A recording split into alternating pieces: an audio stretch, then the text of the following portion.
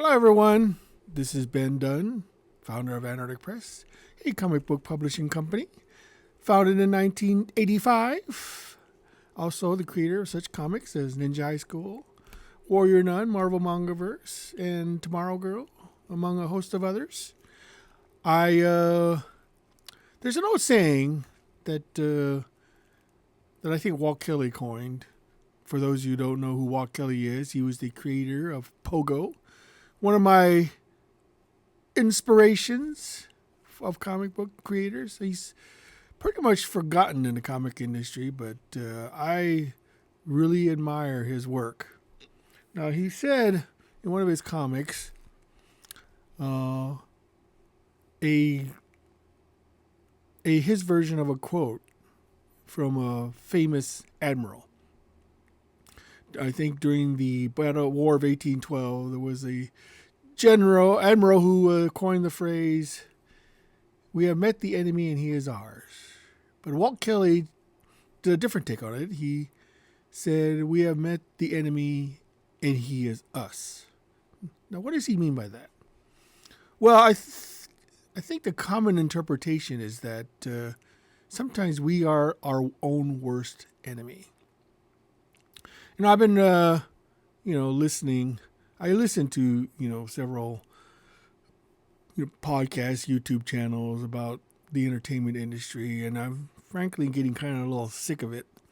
The constant berating, the constant negativity, the constant critiquing of basically people's work that they had very little to do with. Oh yes, they can watch it, and everyone has a right to complain about it. It's very easy to complain. You can say, "Oh, this is not the way it should be. This is the way it, this is what it's supposed to be. This is how it should be." Well, then get into the Hollywood industry and create something better. I mean, I have every right as a consumer to not like something if I paid for it. I mean, if you buy an inferior product, you have every right to not complain, to complain about that product if it doesn't meet your expectations. Now, in some cases, you can get your money back, and in movies, same thing.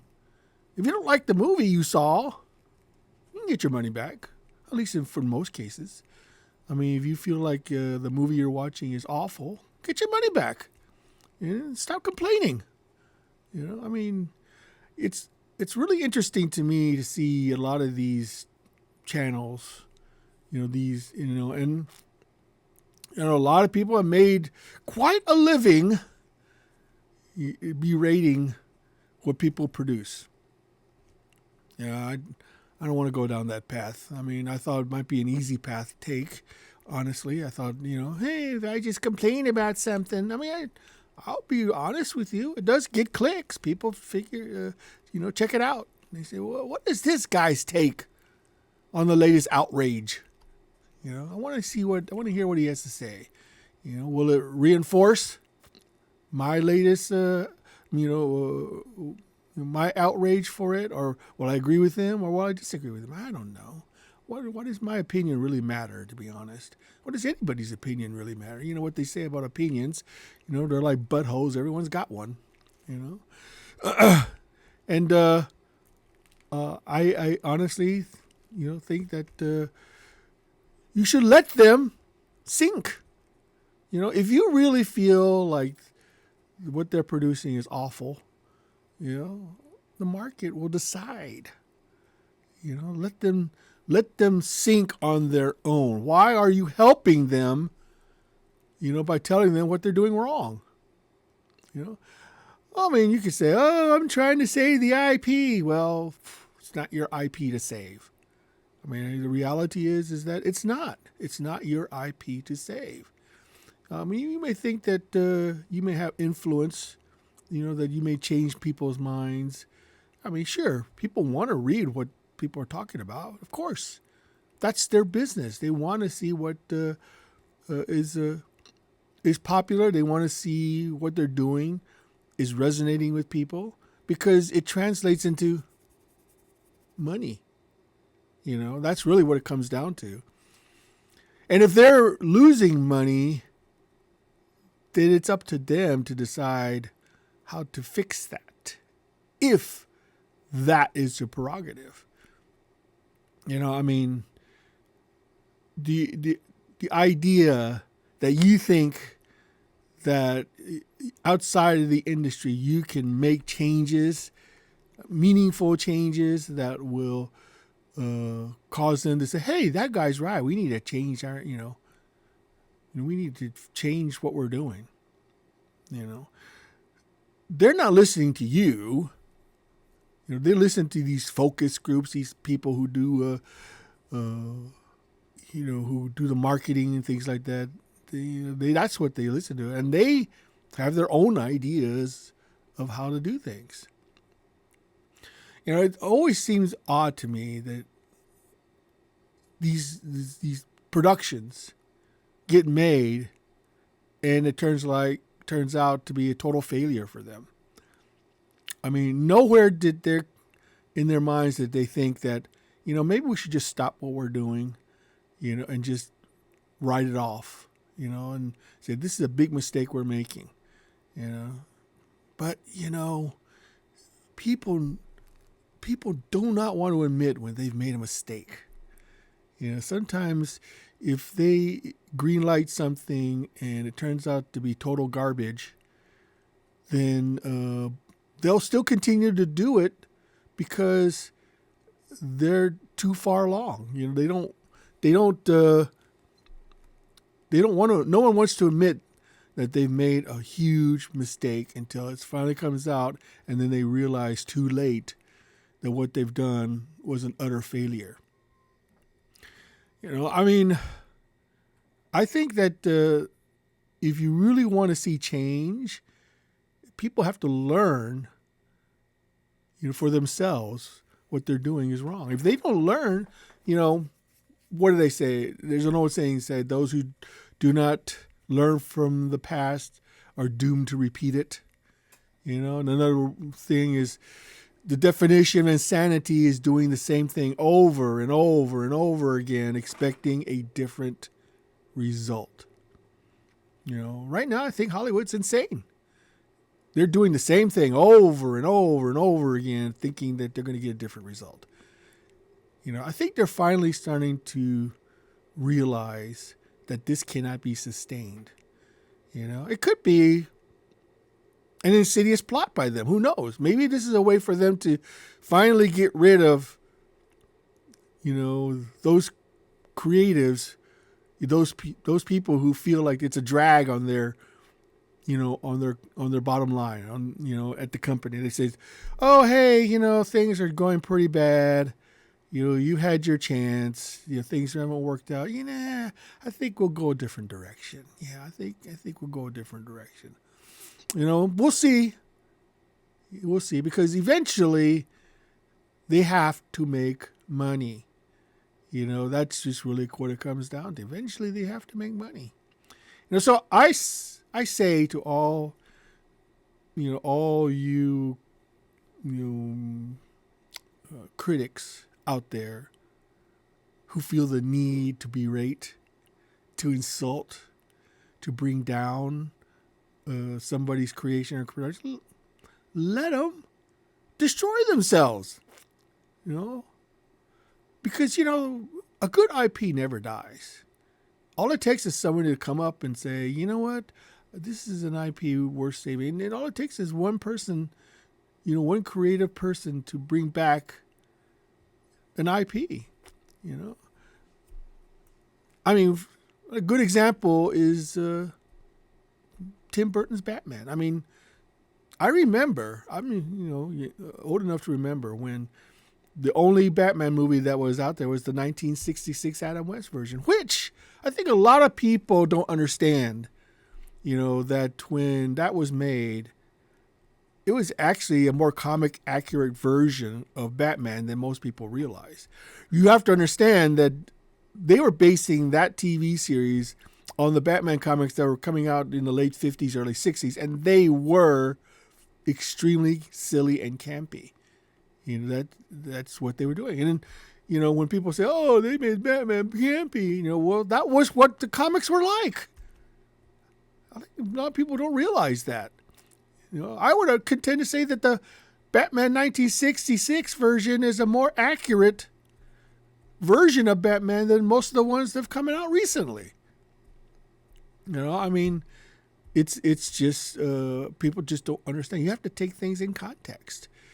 But anyway, when Tim Burton announced that he was going to do Batman, people just say and Michael Keaton was done. People were saying, "Oh no, it's going to be awful. It's going to be terrible. Oh, it's going to be a disaster." Didn't turn out that way, and because Tim Burton,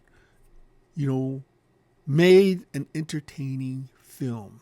He was the kind of person, he knew the source material. He knew what was going on. He wanted to do a different take on it. He realized that he had the anchor of the 1966 version on him, and he had to do something different.